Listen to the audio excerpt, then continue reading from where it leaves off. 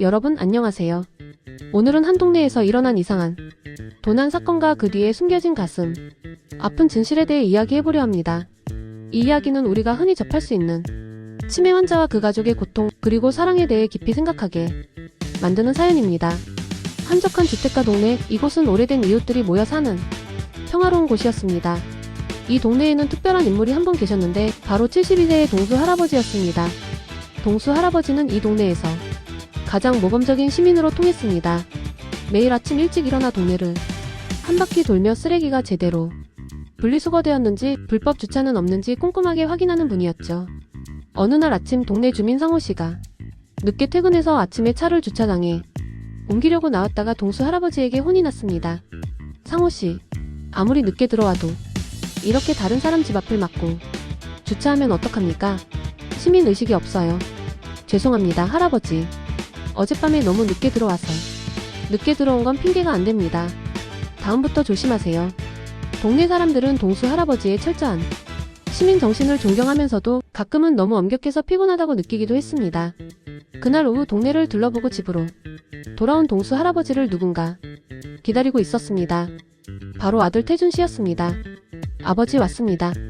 왜 왔어? 일 없으면 가. 아버지, 우리 같이 살아요. 이렇게 혼자 계시면 제가 걱정돼서 일도 제대로 안 됩니다. 싫어. 나는 여기서 살 거야. 아버지 왜 이러세요? 같이 살면 제가 더 잘 챙겨드릴 수 있는데 난 여기서 죽을 거니까 그렇게 알아. 다시는 이런 얘기 꺼내지 마. 태준 씨는 아버지가 왜 이렇게 완고하게 이 동네를 떠나지 않으려 하는지 이해할 수 없었습니다. 서울에 있는 자신의 집은 더 넓고 편안한데 왜 이 낡은 집을 고집하시는 걸까요? 아버지, 도대체 왜 이러세요? 아직은 안 돼. 나중에 알게 될 거야.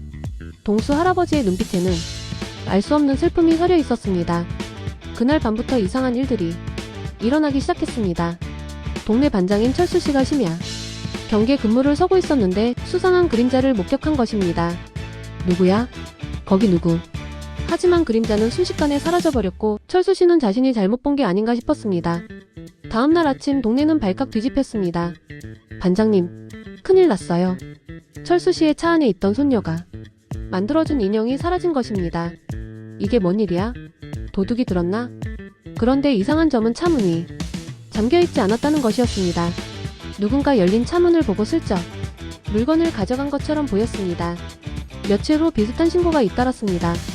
상우 씨는 차 안에 두었던 자동차 키를 잃어버렸고 지영 씨는 선글라스가 사라졌다고 했습니다. 이거 진짜 도둑이 있는 것 같은데요? 근데 이상한 게 별로 비싼 물건도 아니잖아요? 맞아요. 누가 먹다 남은 과자를 훔쳐가요? 동네 사람들이 모여 피해 상황을 점검해보니 사라진 물건들은 선글라스, 물병, 인형, 차키, 심지어 먹다 남은 과자까지 다양했습니다. 동수 할아버지가 나서서 말했습니다. 이건 일반적인 도둑이 아니야. 범인의 취향이 비상식적이야. 돈이 되는 물건을 훔치는 게 아니라 아무 물건이나 가져가고 있어. 그럼 어떻게 해야 하죠? 우리가 직접 잡아야지. 2인 1조로 불침번을 서는 거야. 동네 사람들은 동수 할아버지의 제안에 따라 밤마다 2명씩 짝을 지어 경계 근무를 서기 시작했습니다. 며칠간은 아무 일도 일어나지 않았습니다. 도둑이 눈치를 챈 것일까요? 하지만 일주일 후 다시 사건이 터졌습니다. 그날 밤 동수 할아버지와 상호 씨가 불침번을 서고 있었습니다. 상호 씨, 내가 한 바퀴 돌고 올 테니까 여기서 잘 지키고 있어요. 네, 할아버지. 걱정 마세요. 동수 할아버지가 동네를 한 바퀴 도는 사이 상호 씨는 졸음이 쏟아져서 깜빡 잠들고 말았습니다. 그 짧은 순간 누군가 나타났다가 다시 사라졌습니다. 아침이 되자 또 신고가 들어왔습니다. 이번에는 철수 씨의 차 안에 있던 겉옷이 사라진 것입니다. 동수 할아버지는 화가 났습니다. 상호 씨, 잠을 잔 거야? 죄송합니다, 할아버지. 제가 깜빡. 이건 안 되겠어. 범인은 바로 이 안에 있어. 네? 무슨 말씀이세요? 범인은 바로 당신이야, 상호 씨. 상호 씨는 깜짝 놀라며 항변했습니다. 할아버지, 저는 아닙니다. 제가 왜 그런 짓을 합니까? 며칠 전에 내가 봤어. 당신이 지영 씨 차 앞을 서성거리는 걸. 지영 씨를 좋아하는 거 아니야? 그건 그냥 우연히 지나가다가 지영 씨가 끼어들었습니다. 아무리 그래도 먹다 남은 과자를 훔쳐가는 건 좀.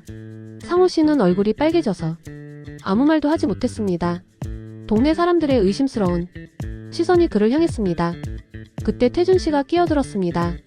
잠깐만요, 여러분. 상우 씨가 범인이 아닐 수도 있습니다.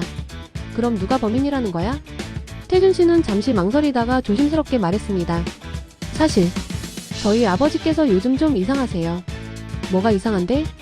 할머니가 돌아가셨는데 아버지는 아직도 할머니가 살아계신 것처럼 행동하세요. 동네 사람들은 놀라며 동수 할아버지를 쳐다봤습니다. 동수 할아버지가 화를 냈습니다. 무슨 소리야? 마누라가 집에 있는데 무슨 말도 안 되는 소리를. 아버지, 어머니는 2년 전에 돌아가셨잖아요. 닥쳐. 당장 집에 가면 있다니까. 동네 사람들은 어색한 침묵에 빠졌습니다. 사실 그들도 동수 할아버지의 아내가 2년 전에 돌아가셨다는 것을 알고 있었습니다. 하지만 동수 할아버지가 아내가 살아있다고 믿는 것 같다는 소문은 들었어도 직접 확인한 적은 없었습니다. 그래서 아버지가 우리 집으로 오시는 걸 거부하시는구나. 태준 씨는 이제야 아버지가 이 동네를 떠나지 않으려는 이유를 이해하게 되었습니다. 아내와의 추억이 깃든 이곳을, 아내가 있다고 믿는 이 집을 떠날 수 없었던 것입니다. 그날 밤 상우 씨는 억울함을 풀기 위해 혼자 나섰습니다. 진짜 범인을 잡아서 자신이 결백을 증명하겠다는 결심이었습니다. 상우 씨는 조심스럽게 주차장으로 나가 차들 사이를 돌아다니기 시작했습니다. 범인이 나타나기를 기다리면서요. 그때 누군가 나타났습니다. 바로 태준 씨였습니다. 상우 씨, 뭐 하는 거예요? 태준 씨, 저는 범인을 잡으려고. 바로 그 순간 지영 씨의 비명 소리가 들렸습니다. 으악, 누가 제 차 안에. 사람들이 달려가 보니 놀랍게도 동수 할아버지가 지영 씨의 차 뒷좌석에서 잠들어 있었습니다. 할아버지, 여기서 뭐 하세요? 동수 할아버지는 눈을 비비며 일어났습니다. 아내가 도둑을 잡으려고 잠복하다가 깜빡 잠이 들었나 보네. 하지만 상황은 이상했습니다. 태준 씨는 방금 전 상우 씨가 차 문을 열고 있는 것을 목격했고 동수 할아버지는 다른 사람의 차 안에서 자고 있었던 것입니다. 저는 상우 씨가 차 문을 여는 걸 똑똑히 봤습니다. 아니에요. 저는 범인을 잡으려고 확인하던 중이었어요. 결국 경찰이 출동했고 태준 씨와 상우 씨는 경찰서로 가게 되었습니다. 경찰서에서 태준 씨는 계속 침묵을 지켰습니다. 다음날 더 이상한 일이 벌어졌습니다. 사라졌던 물건들이 하나둘씩 원래 자리로 돌아오기 시작한 것입니다. 제 선글라스가 차 안에 있네요. 저도요. 인형이 차 앞에 떨어져 있어요. 제 물병도 돌아왔어요. 그런데 왜 새 물병이 2개죠? 저는 먹다 남은 과자 대신 새 과자가 놓여 있어요. 심지어 철수 씨가 잃어버렸던 겉옷도 집에서 발견되었는데 이상하게도 동수 할아버지가 그 옷을 입고 있었습니다. 할아버지, 이거 제 옷인데요? 뭐? 내 옷인데? 언제부터 이 옷이 내 거였어? 경찰도 이 상황을 이상하게 여겼습니다. 도둑이 훔친 물건을 다시 돌려놓는다는 것은 말이 되지 않았습니다. 경찰서에서 침묵을 지키던 태준 씨가 갑자기 울음을 터뜨렸습니다. 죄송합니다. 아버지. 정말 죄송합니다. 태준 씨, 무슨 일입니까? 말씀하세요. 태준 씨는 눈물을 흘리며 고백하기 시작했습니다. 며칠 전에 아버지를 보러 갔을 때 아버지 집에 이상한 물건들이 있는 걸 봤습니다. 처음에는 대수롭지 않게 여겼는데 어떤 물건들이었나요? 선글라스, 물병, 인형. 동네에서 도난당했다는 물건들이었어요. 그제야 깨달았습니다. 아버지가 그 물건들을 가져오신 거라는 걸. 태준 씨는 며칠간 아버지 집 앞을 지키며 지켜봤다고 했습니다. 그리고 사건이 일어난 바로 그날 밤 충격적인 장면을 목격했습니다. 집에서 나온 아버지는 저를 알아보지도 못하셨어요. 마치 다른 사람처럼 비틀거리며 주차장으로 가셨습니다. 그래서요?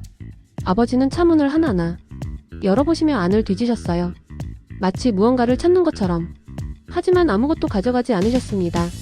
그냥 확인만 하시고 다시 문을 닫으셨어요.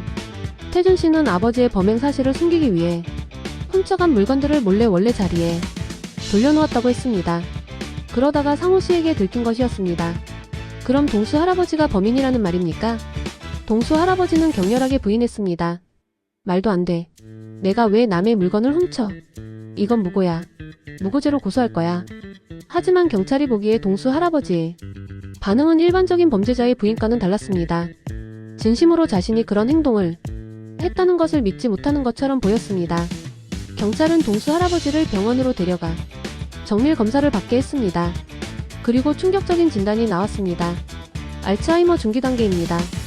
단기 기억장애가 심각하고 인지 기능도 많이 떨어져 있습니다. 의사는 설명했습니다.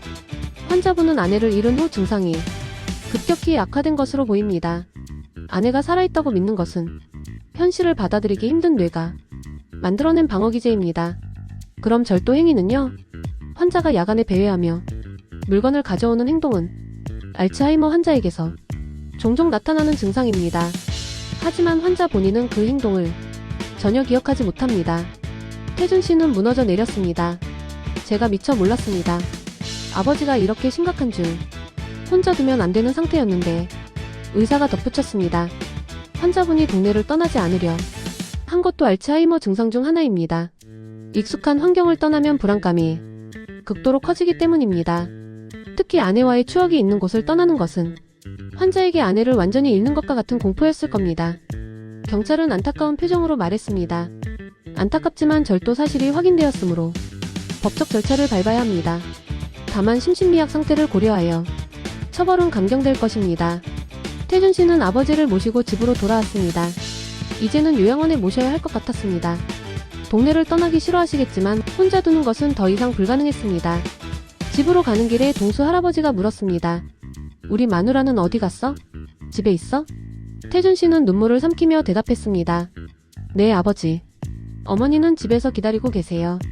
그럼 됐어. 빨리 가자. 마누라가 기다리는데. 동수 할아버지는 아내가 기다린다는 말에 얼굴에 미소를 띄었습니다. 그 미소가 태준 씨의 가슴을 더욱 아프게 했습니다. 동네 사람들은 진실을 알게 된 후 미안한 마음이 들었습니다. 특히 상우 씨를 의심했던 것에 대해 사과했습니다. 상우 씨 정말 미안합니다. 우리가 너무 성급하게 판단했어요. 아닙니다. 저도 동수 할아버지가 그런 상태인 줄 몰랐어요. 철수 씨가 말했습니다. 우리가 좀 더 관심을 가졌어야 했는데 할아버지가 혼자 계시는데 아무도 제대로 살피지 못했네요. 이 사건은 우리에게 많은 것을 생각하게 합니다. 치매 환자와 그 가족이 겪는 고통, 그리고 우리가 이웃에게 가져야 할 관심과 이해에 대해서 말입니다. 동수 할아버지는 사랑하는 아내를 잃은 슬픔을 견디지 못해 아내가 살아있다고 믿게 되었습니다. 그리고 알츠하이머라는 병은 그 슬픔을 더욱 깊게 만들었습니다. 태준 씨는 이제 아버지를 더 이상 혼자 두지 않기로 했습니다. 요양원이 아니라 자신의 집으로 모시기로 결심했습니다. 비록 아버지가 어머니를 찾으시겠지만 아들이 곁에서 돌보겠다고 다짐했습니다. 만약 여러분 주변에 홀로 사시는 어르신이 계시다면 조금 더 관심을 가져주세요. 가끔 안부를 물어보고 이상한 행동이 보이면 가족에게 알려주세요. 치매는 누구에게나 찾아올 수 있는 병입니다. 그리고 그 병을 앓는 환자와 가족은 우리의 이해와 도움이 필요합니다. 영상 시청해주셔서 감사합니다.